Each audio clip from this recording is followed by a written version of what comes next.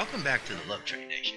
I'm BobbieD. Today, we have another eye-opening episode where we keep you informed about important issues affecting the Philippines community. We're diving into a serious topic, the rise in Pertussis cases across the nation.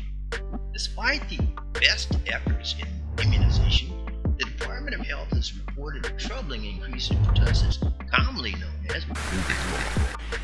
These cases are nationwide.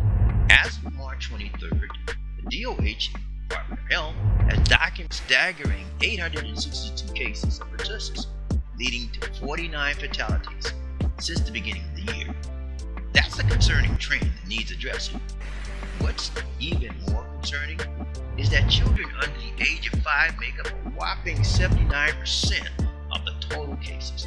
And shockingly, approximately 66% of them are either unvaccinated or have an unknown vaccination history. In a statement issued by the DOH Health Secretary Pertussis, he emphasized the importance of immediate action. He said, and I quote, "We're aiding LGUs in interpreting transmission and safeguarding children. Vaccines are accessible, more on order." The DOH urges the public to seek medical assistance promptly if infected and to avoid self-medication. Let's prioritize the health and safety of our community, Love Train family. Remember, knowledge is power, and by staying informed, we can make a difference. Drop your thoughts in the comments below, and don't forget to like, share, and subscribe for more updates on this important issue.